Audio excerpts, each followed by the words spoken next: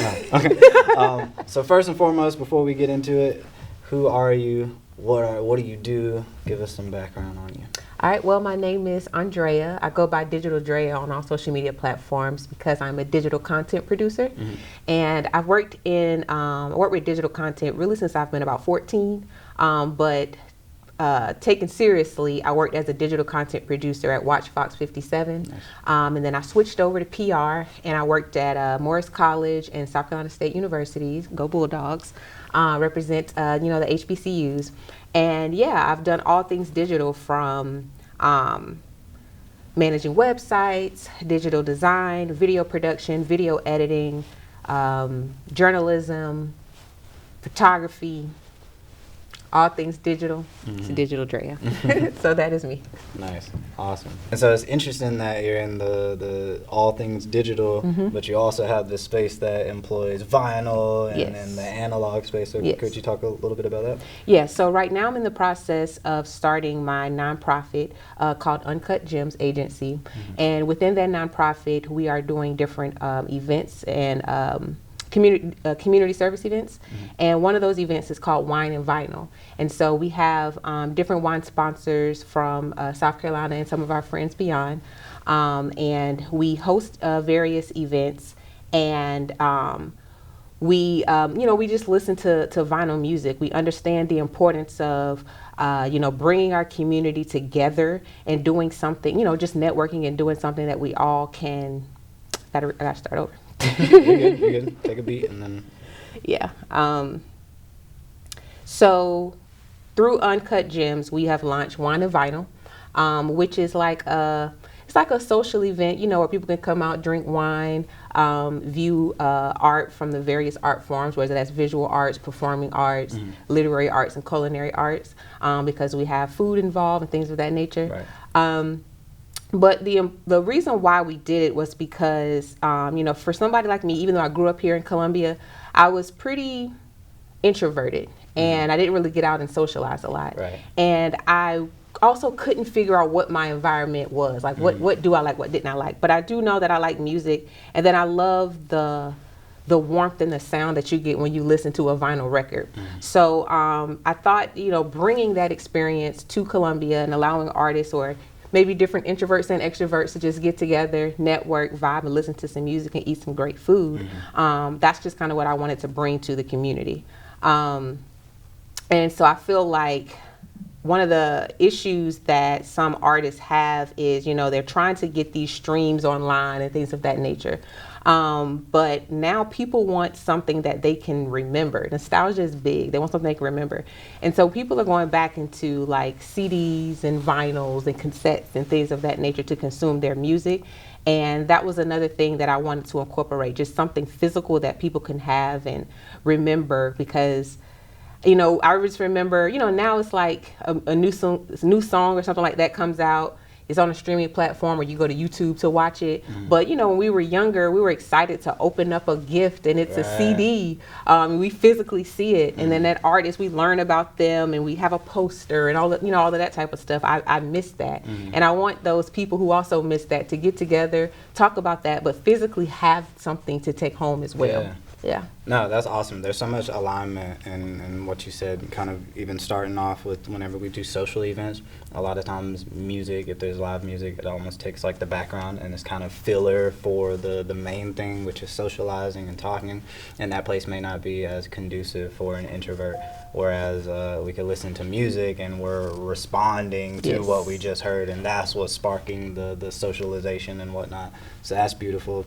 And then, like you mentioned, the vibe and the energy that you get around like opening up that thing that has music on it, you know what I mean? Whether it was a video game, whether it was a VHS, whatever, like you had it in your hand, right? You had it in the car on your way home and like couldn't wait to get home, because that's whenever you could consume it, rather than it just being readily available and quite frankly not actually existing in the corporeal world, right? The tangible world. And so yeah, another thing that we have with this is that of course it'll be on the streaming platforms because it needs to be, right? Because that's just the state that we're in. But what I'm more excited about is having it on cassette tapes. Okay. And we'll offer bundles that'll have the player and the tape and some other just kind of nostalgic things and goodies and whatnot. And I'll show you what a prototype of that looks like. Okay. To once again just kind of reintroduce that idea of like you're bringing something home with you, and whether you actually intend to listen to it on the cassette tape, because the quality of it is going to be drastically different than, and some people like that, some people don't. You have the option of that, but also for those enthusiasts that just like how it looks on their bookshelf, you know what I mean? There's a space for that as well, the same way people buy vinyls but may not have a vinyl player. Right. And then there's people that do invest in a good looking, good sounding vinyl. Some people spend the $100 on the little suitcase one that sounds like shit, you know what I mean? Whatever the case may be, there's a space for everyone to, once again, just kind of enjoy the consumption of it. But more importantly, the consumption of it is those artists, or the people that are on that are the artists that are your neighbors, that are in your backyard, that are the shows that you go to, you know what I mean? And then all of that kind of correlates with like the coffee shop goers, the people that have those 5 to 9 hustles, you know what I mean? Yeah, it's just a really, really cool space. Even the listening experience, right? You don't skip tracks on a vinyl. You don't. It's real difficult too if you so. want to, you know. Same thing with the cassettes. And part of the reason why we chose lo-fi, because once again, it's just like that avatar, that demographic are those consumers, but also the way that you consume lo-fi is different from other genres, you know. I couldn't tell you a single song that's lo-fi. Exactly. I can tell you a ton of playlists. Exactly. You know, and you consume that for hours at a time if you're in your bag with like your art or reading or whatever you're doing, versus when I think about like hip hop or country, it's a specific artist and maybe I'm shuffling them. Correct. Or it's an artist and this song, you know what I mean? Or I made my own playlist of the ones that I want to listen to. Whereas with lo-fi, it's like I'm open to anything. I don't care how big that artist is. It's music forward. It keeps you present. You're not thinking about, let me change this or my mood has changed. Like it keeps you in the same mood throughout the whole process of whatever you're doing, whether you're relaxing or creating. So I love that, For sure, and it makes the music like the thing, not how many streams this artist has, how people feel about this artist, because you don't really know the artist. You might not know the song. It's like, I like this because the music sounds good. And as long as the music continues to sound good, I will listen to this however long I need to with whatever I'm doing. So hopefully we can kind of emulate that while supporting the local scene. I love that. I love that. We need that. That is a very creative way to bring people back to home. And again, back to, I said, even though I was talking about vinyl and the warm feeling, but just the nostalgia and the warm feeling of your community supporting you, I love that. For sure. And thank you for what you're doing. Thank you. Thank you for what you're doing. I appreciate that. And that's why I wanted to bring you on, because like I said, I feel like there's so much alignment in why we both do the things that we're doing. And aesthetically, there's just alignment, you know what I mean? Sweet. So let's get into these songs. Okay. First thoughts. I love the beat. It just made me feel like I thought about what you said earlier about like just going for a car ride. I felt like, how do I explain this? It's going to sound weird, but I felt like it's like when you're driving in like the mountains area. I kind of felt like just driving up to go to the mountains. That's how I describe it. So it put me in a relaxing mood, I would say. So yeah, I like that one. Nice. So that's Tiffany J, Lamonte Foyer, and Danielle Blood on bass. Got it. The original song is Loading by Lamonte Foyer. And so when they came in and recorded, essentially it was like, give us as much material as possible, right? Re-record the original verse, but also kind of play and experiment now that there's new music. And who can we bring in as a singer to sing the chorus in your place, and this thing and that thing, and just how can we kind of like Frankenstein everything together to sound a little bit more sample based, I guess. That's why the lows kind of cut out in his voice and whatnot, just to kind of complement the lo-fi kind of aesthetic. I really like Danielle's bass line, because the content of the song is that conflict between like, here's where I want to be, or here's my potential, versus here's where I am now, and like I'm worried, imposter syndrome, whatever. And it's like, all right, I'm just loading. That's why I don't feel like my greatest self and whatnot. And so I really like the section where that synthesizer and the bass line are almost like having a conversation, and there's a lot of overlap, and they're interrupting each other, and then they find like some synergy towards the end. Well, at least that was the approach. So yeah. Okay. Cool. Let's grab one more. And please be unfiltered. If it's like, this is trash, like, say it. I will. Say how you feel. It's so funny. Tiffany J is like, she's my homegirl, and I had no clue, and so there's no plug to Tiffany. I just so happened to pick that song. I love that. What do you think? You ready for my true answer? Yep. Give it to me. Give it to me. I did not like those lyrics. I thought they were corny. Love it. I like lyrics, so you know, it's just some things. You know how like people say they hate 2 Chainz, but 2 Chainz, if you listen, it does go over your head. And I was trying to like give it benefit of the doubt and be like, it goes over your head, but it was a little cheesy. I like that comparison though, because like I like 2 Chainz and my friend doesn't, and I was like, I felt that way at first, then 2 Chainz grew on me. You know what I mean? One of my favorite lines, he said, I was on the street like room and board, they knew me for it, but that's beside the point, like shooting guards, I'm moving forward. And I was like, all right, 2 Chainz. Give this man his flowers. All right, 2 Chainz, because whenever you was titty boy, you was saying some exactly. Whatever. But that's what growth is for. Right. And you know, you put some things out there, you go back, you review it, and you say, all right, I don't want that to be my legacy anymore. And he stepped his game up. You know, I was locked in when he said, I wish a nigga would like a kitchen cabinet. So I was locked in ever since. But, you know, I still, you know, I watched him grow. But he is, it was the lyrics. The beat, y'all did a great job, you know, with that. But the lyrics was distracting to me. I wouldn't listen to that climbing up or going up the mountain. Yes, sir. Respect. And that's just how it is sometimes, you know what I mean? Yeah. I like him because he's young, yo. And he already has like a unique approach to his sound, right? Yeah. Which whenever I hear a lot of artists that are like within his age range, the type of music that they make is very similar and reflective of what they listen to naturally. And so for him to already kind of digress from that at such like an early stage in his career is dope, which will probably allow him more time to kind of get in his bag lyrically. But that might not be what his focus is. He might just, and that's fine. That's just what I like. I'm a lyric person. I like words. For sure. Dope. Yeah. How does hearing these 2 songs make you feel about the whole project that is soon to come? Well, you just got me when you told me about adding like the ambiance and the natural sounds. I love that concept. I think that, you know, educating the community and letting them know that would definitely make them want to pay more attention to who these artists are, because for some reason, well, no, it's not, it makes sense, but we all gravitate towards natural things first.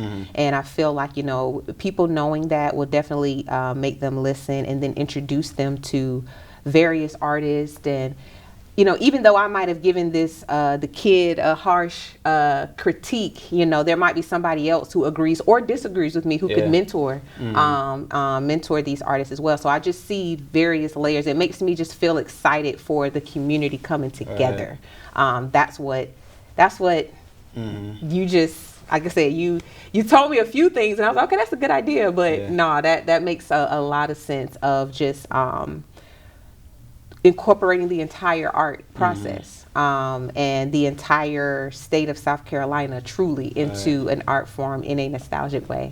It's dope. I love it. And I love when people have differing opinions, and I like it more whenever the debate is our artists, you know what I Yeah. mean? I don't want to sit and debate on who's better between Doja and Nicki Minaj. Neither one of them are thinking about us, you know what I mean? But if we're debating between this artist out of Orangeburg and this one out of Charleston that are in the same bag, it's like, yeah, let's have that conversation. Exactly. Let's have a heated argument about our artists. Exactly, about our people, like, and we're here, and then that's how we get to know who's here without overlooking and overstepping and all of that type of stuff. So yeah, I think this is a great way to introduce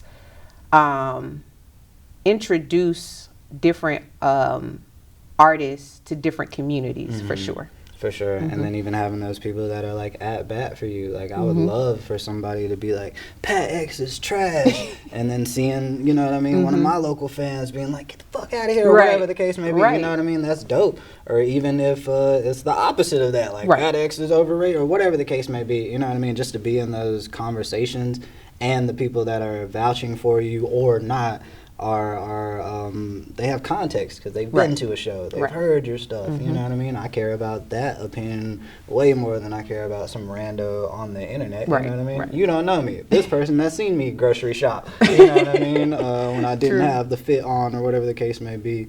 So yeah, just fostering those conversations, I think is dope, and a lot of the music community is grounded upon that. You know what I mean? I'm sure people were debating about if Bach's new song was a banger or not. You know what I mean? The same way that we should be kind of having those debates and conversations, but once again about people that are in close proximity to us, and not the people that don't necessarily know who we are or need our support at that stage. You know?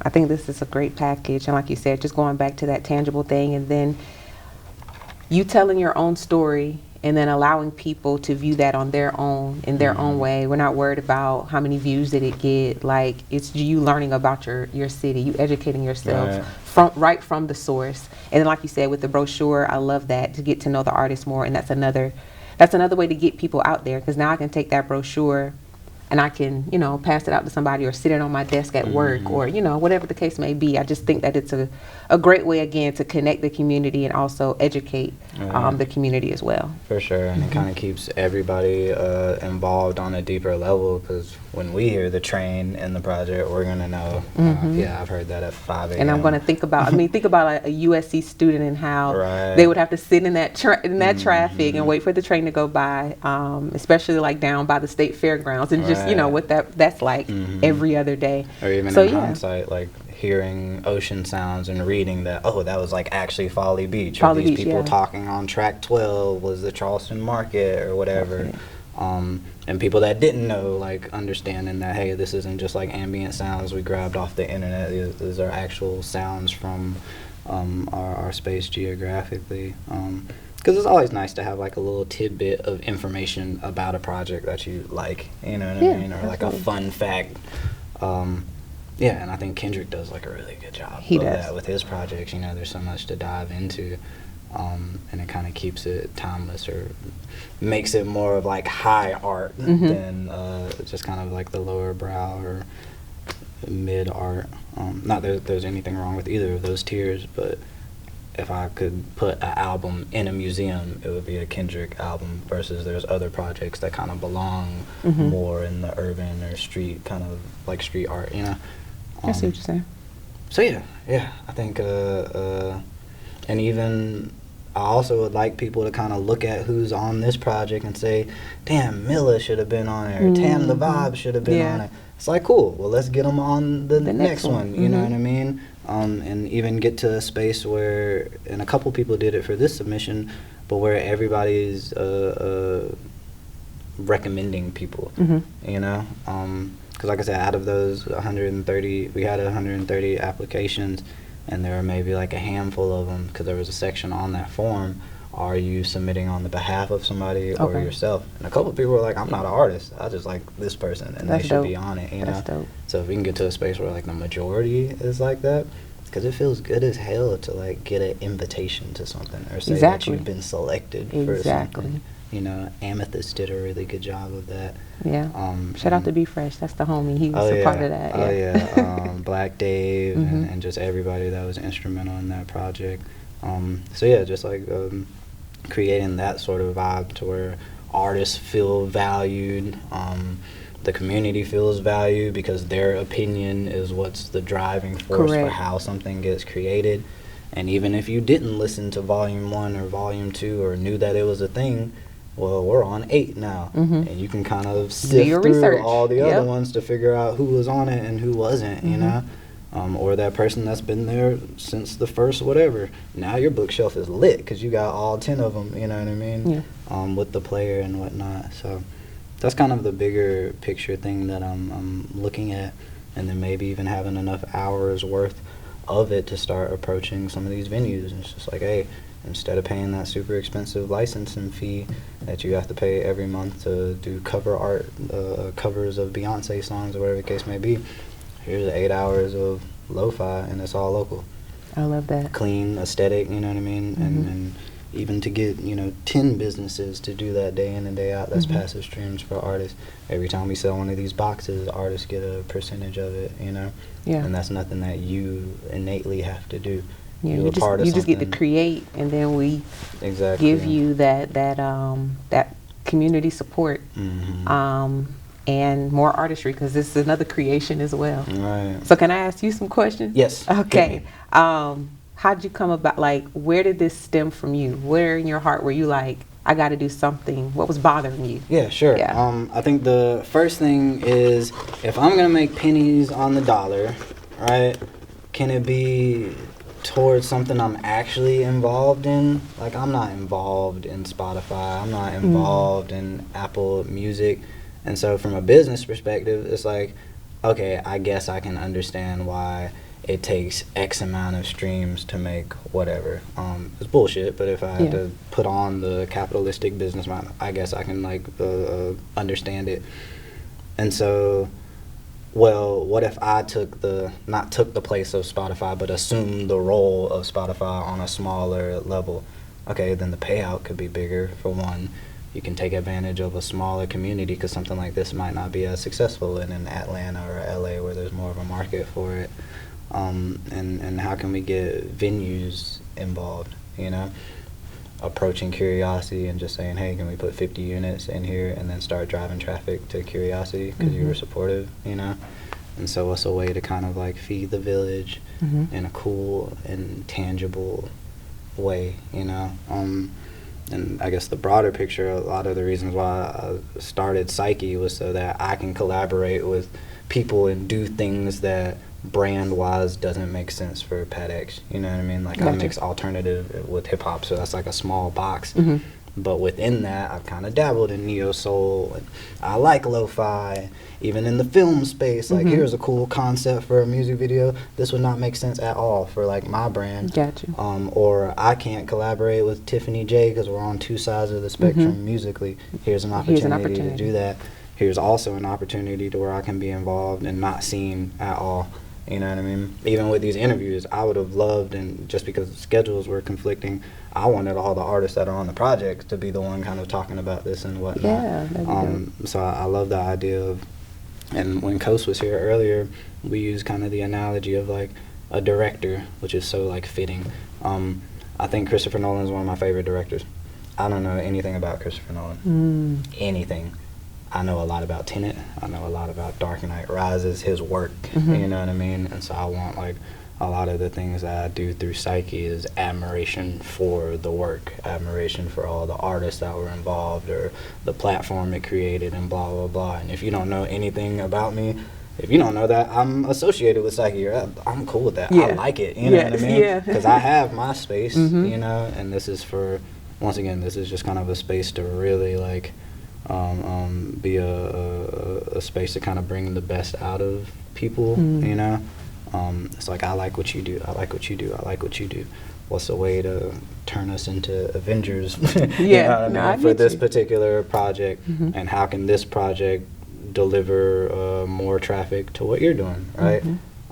Maybe even naming these songs the exact same title. That way, whenever you're searching Psyche's version, yours is right above it or right under it or whatever the case may be. Enticing people to listen to the original, doing their research on that artist. A long-winded answer, but no, I love that. It just shows me, like I said, like what truly bothers you, and it sounds like disconnection, confusion,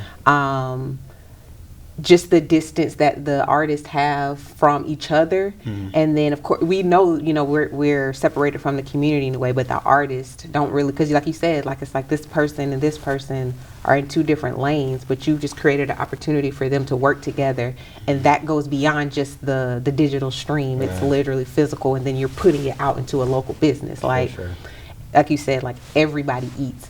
And that to me is what like truly feed to the soul. Like that is somebody who's like, hey, I want to solve this problem, and it's going to benefit my entire community from me on out. And I just love how you're nurturing that. I appreciate it. My big kind of thing, I guess a pain point for me is like, this isn't like the most brilliant idea ever. It's a really good idea, and sometimes I have bad ones. There's some hills that I would die on and some that I wouldn't. But everybody, there's been a lot of attempts at really good ideas and whatnot, and then sometimes it falls short for various reasons. Maybe that person didn't have a business mindset. Maybe that person didn't market it at all, which is like a struggle I think all creatives in this space, like they don't pay attention to marketing, you know what I mean? And so I always want, I'd rather not do it at all than to do it wrong, to not do it right, you know what I mean? And so I'm putting a lot behind this. I'm marketing this, I'm pushing it, and yada, yada, yada, because I think that is something that can grow and blossom and serve as like a blueprint for other people. And so even whenever we do video content or somebody purchases a video package through Psychic, we take some of that budget and we sit down with them and say, hey, here's how you geo-target, here's how you establish your target audience. Let's take $100 of this and run an ad so that you can get at least introduced into that world, you know what I mean? Because that's the defining difference. If you're frustrated because people aren't hearing you or you don't have a marketing, like what's your pain point as an artist? And usually marketing is some form of a solution for that, you know? And so intention has been a big word for me. We can have all these cool and creative ideas and blah, blah, blah, blah, but what's like the business viability of it, you know what I mean? Because we all got to eat. Right, and sometimes it doesn't need business viability, but I'm not a hobbyist, you know what I mean? And there's nothing wrong with being a hobbyist, but because I've decided I'm not a hobbyist, there has to be some sustainability in it, you know? And a lot of times the people that are super passionate about this and have all the right intentions, they are hidden from the people that have more business mindset but less genuine intention. And so how do we bring these people up to speed here, you know, because then that affects what businesses get open, that affects who eats from those businesses, that affects generational wealth, you know what I mean? And so I want to be one of those people, not that I'm the Robin Hood or anybody's savior. It's like nobody's special, and so if I can serve as an example of it, then why can't this person off the street do it? You know what I mean? I'm a kid from Kershaw. You know what I'm saying? And so if I can do it, then that means everybody in here can do it and should do it, you know? And so that's a lot of what my kind of prerogative is, especially when I'm collaborating with people, because now I have a responsibility to like make something of it, you know?